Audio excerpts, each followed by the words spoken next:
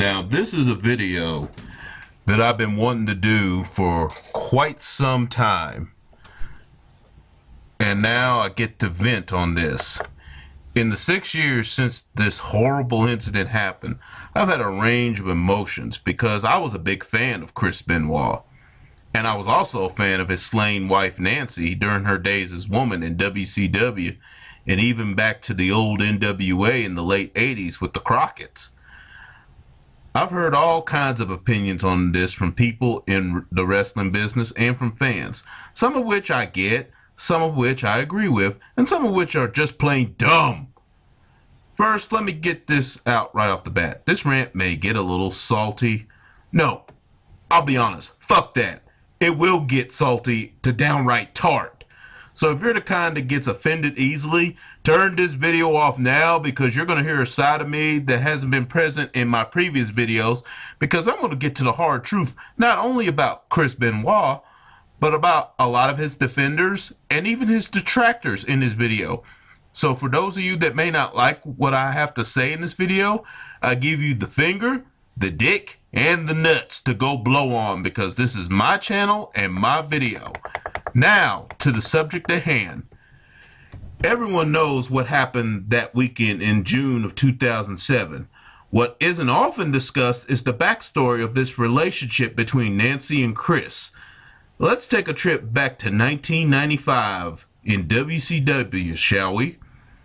Chris Benoit was a young wrestler who had already made a name for himself in both Japan and in ECW, along with Eddie Guerrero, Dean Malenko, and Perry Saturn, and later Chris Jericho and Rey Mysterio, who was known as Rey Mysterio Jr. at that point.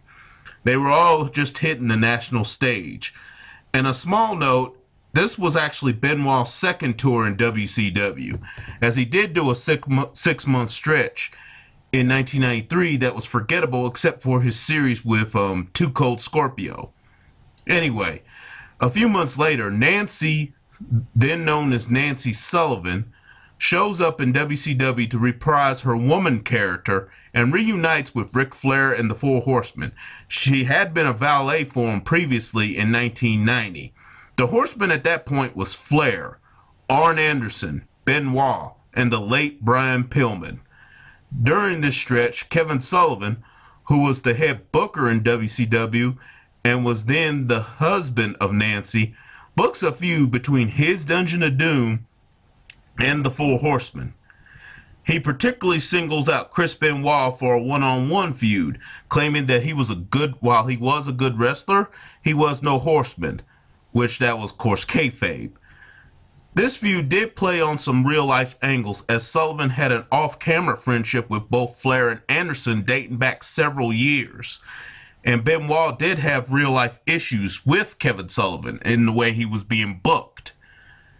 The fall of 1996 would change the fate of Nancy and Chris forever, as Sullivan decided to book an angle where it was revealed that woman was Kevin Sullivan's wife.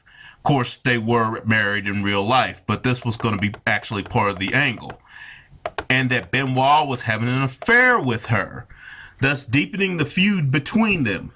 Interesting enough, both Benoit and Nancy protested this decision, as Chris at the time was married to his first wife with 2 children, and Nancy didn't feel comfortable with the situation. Sullivan, however, being the head booker and having Eric Bischoff's backing, pretty much made the angle a done deal.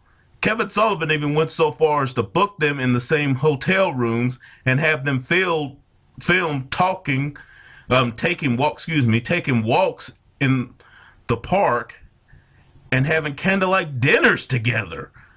But as Sullivan was to find out, there was something going on between Nancy and Chris, and to his shock discovers that Nancy and Chris were in fact fucking, and it wasn't kayfabe either.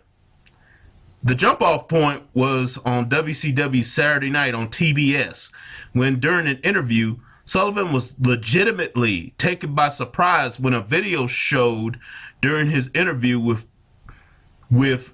during an interview with him from Tony Schiavone. Both Nancy and Chris was cooking dinner in, I believe, the Sullivan house. And I remember this quote clearly from Benoit. He said to Sullivan, looking into the camera, "Kevin Sullivan, you claim to be a chess master. Well, my bishop has taken your queen." The look on Sullivan's face was priceless, to say the least. At the time, I thought it was good acting, but as we know now, it wasn't acting at all. Over the next several months, this feud will be played out both on and off camera. During one incident, shortly after the revelation that Benoit was doing Nancy, Benoit and Sullivan had a Falls Count Anywhere match in Baltimore, Maryland, which was a rematch of their still talked about brawl at the Great American Bash in 1996. This time, when they went into the bathroom, Benoit was legitimately ambushed by several wrestlers who were sympathetic to Sullivan's situation. If you go back and look, some of them blows, they were not fake.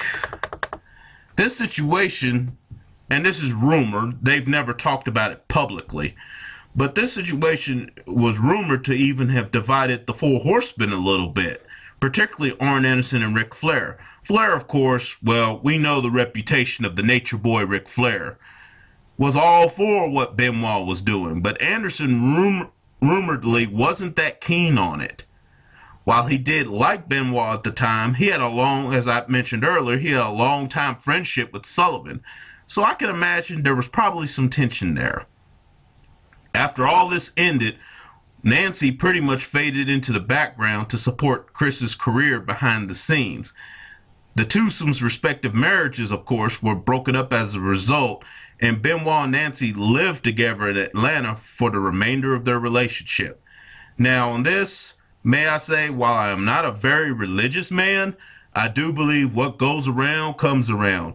If a relationship begins on dishonest terms, chances are it will end badly. As for how I feel about Chris 6 years later after the murder-suicide, it's like this. The man was a great performer in the ring. No question. He wasn't the best all-around performer, and by that I mean he wasn't magic on the mic. At best, he was okay. But in the ring is where he made his magic, and he could tell a story with his wrestling, much like Ric Flair could, much like Bret Hart could, much like his idol, the Dynamite Kid, could. And he did influence a generation of wrestlers along with Eddie Guerrero, Dean Malenko, Chris Jericho, and Rey Mysterio.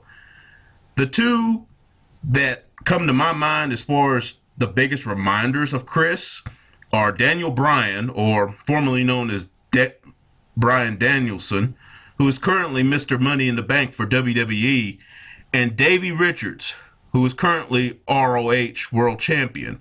I'll be honest, the first time I saw Bryan use the label lock, his version of the crossface, I immediately thought of Benoit. Richards also reminds me of him too, with the intensity that he wrestles his matches, though I do think Richards' moveset is superior to Benoit's. And I have to be honest, every time I see a crossface, whether it's Daniel Bryan, Shawn Michaels, Triple H, or Samoa Joe, I do think of Chris Benoit. Granted, the move was around long before Chris, as it was used in Japan for several years, but it's become so signature to Chris that only someone that hasn't been watching pro wrestling for the last few years would think otherwise. But let's face this fact. The man was a murderer.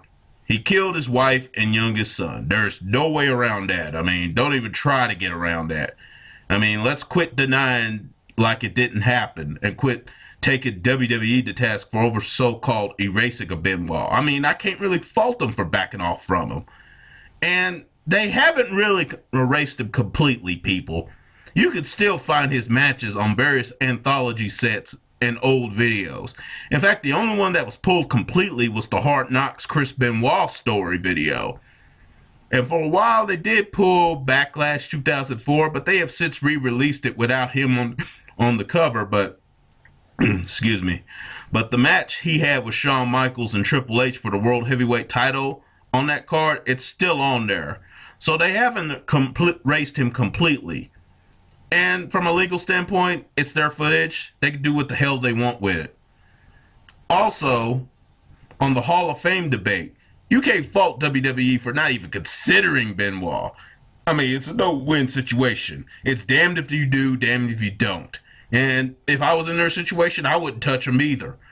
I know I've read an argument about, well, they put the Von Erichs there. Well, here's the thing on that.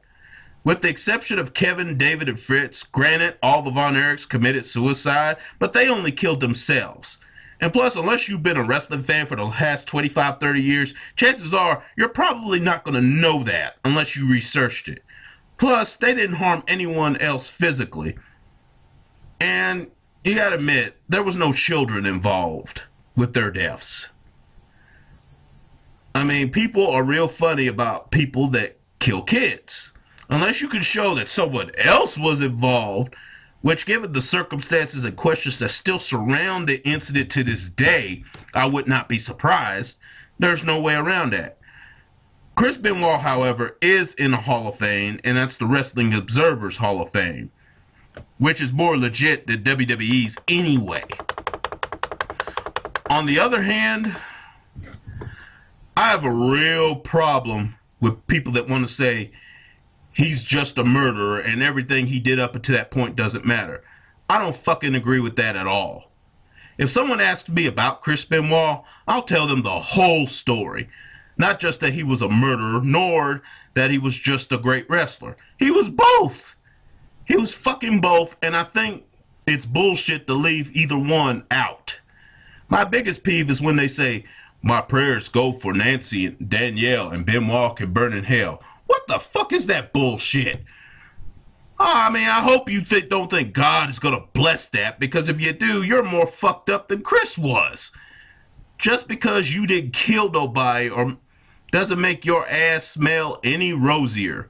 We have all shitted on God in some way or another. And for those that want to answer, well, I'm not going to hell because of my comments, yeah, I might want to reconsider that, because in the very Bible, it does say that a man's words can condemn them. And if Benoit is in hell, well, you might want to keep your words soft and sweet, because you may be beating him down there when your destiny calls you to the grave. And I recently saw the rant that New Jack, the Iron Sheik, and the Honky Tonk Man did shortly after the incident. Let me say this. These guys have pretty much trashed their careers, and in my view, particularly New Jack, are a bunch of losers these days. I was particularly irritated when New Jack was trashing Benoit for his crimes, but this motherfucker is wearing an O.J. Simpson t-shirt from back in his days in the Buffalo Bills. Plus, they talk shit about Benoit's father, Michael Benoit, for trying to make up an excuse.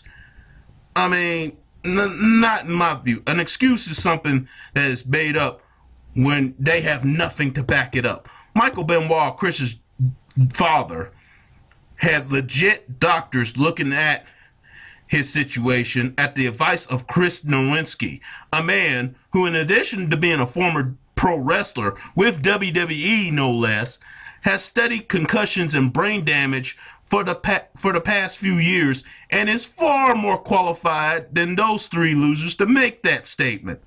Sound like you fuckers are, I mean, to me, it sounds like hating. Or it sounds like them fuckers were jealous, because at the end of the day, Chris Benoit will probably be more remembered than any of those three, especially New Jack. Let me also touch on a comment made by Diamond Dallas Page, in which he said that Benoit will probably be forgotten in the next 10 years. Now, I actually like DDP, and his version of the Ace Crusher, which he called the Diamond Cutter, is still one of my favorite moves to see. I even like his better, and I think it looks more impactful than Randy Orton's RKO. But I have to kind of disagree with him on that. I don't think he'll be completely forgotten. He probably won't be that discussed in the future, but it is hard to forget someone that won the main event at WrestleMania 20. Once you've done something like that, you're pretty much in the record books forever. And much like the Slick Daddy off the Rope show, his moment with Eddie Guerrero at the end of that will still be one of my favorite moments, because here was two guys that busted their asses for the business, and they were finally getting their just due. Regardless of what they did after this, they were deserving of that moment. I said that back then, and I'll still say it even today.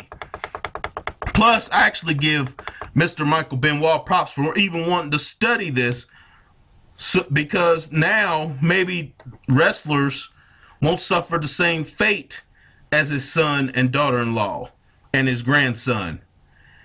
And don't think Vince McMahon was not paying attention to these revelations, because shortly after the news came out, you hardly ever saw in fact, even today, you don't see headshots hardly with chairs anymore or anything real risky. In some ways, the incident led to what we're seeing in WWE now. Now, I do agree with the Honky Tonk Man on one thing. You know, the whole thing when the mainstream media tried to say it was roid rage, tried to suggest that? That's bullshit. Now, I do agree with Honky Tonk Man 100% on that. Too many other wrestlers have taken steroids over the years, and they didn't do what Benoit did. And as someone who was nearly murdered by a relative who had similar brain damage as Chris Benoit, what he did was very likely, and it's very likely he had something wrong upstairs. Back to business. My thoughts on Benoit is this. He was a great wrestler whose passion for the business and human flaws ultimately led to his and his family's destruction. And may I say, I often wonder how his two surviving kids from his first marriage are doing, because I get the rant and rave and others get the rant and rave, but you know, at the end of the day, we can go back to our lives. Those children have to live with what their father did for the rest of their lives. Can you imagine living with that? And knowing how people are such assholes these days, I'll bet they get taunted terribly over this. I only hope that they can go on with their lives and be productive. As for the whole heaven and hell thing, I'm leaving that up to God on that one. Well, actually on anything, but I'm leaving that up to God definitely on that one.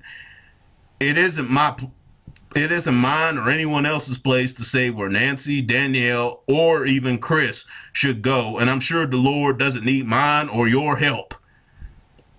And I won't lie. Part of me is still a fan of Chris, as I could still watch most of his matches. But even that, after that incident, it took me a while to get to that point. I do have a time watching WrestleMania 20 after the point where Eddie comes out to congratulate him because his family shows up. And I also have a time watching Backlash 2004. Let me say, on the match itself, it was great. It was actually even better than their WrestleMania 20 match, in my opinion. But seeing his wife and little Daniel at ringside and knowing how happy they were watching Chris do his thing, I mean, it even almost brings a tear to my eye. And I'm a hardened fan of over 25 years. I do have a soft spot for kids. And let me say, no 7-year-old deserves the fate that little Daniel got. I guess it would be easier to take if Chris had just killed himself, or even if it was Chris and Nancy. I probably could have took it better. But that little boy, well, that speaks for itself. I don't really have any words on that. And with that said, that's all I got. May the surviving family members find some peace, and may Nancy, Danielle, and even Chris rest in peace. Yes, I said it. You don't have to like it. You don't have to agree with it. But at least respect, that's how I feel on it. And that's how I choose to deal with it. Don't like it? Fine. But if you try to make some shit out of it, well, kiss my ass. Until next time, peace.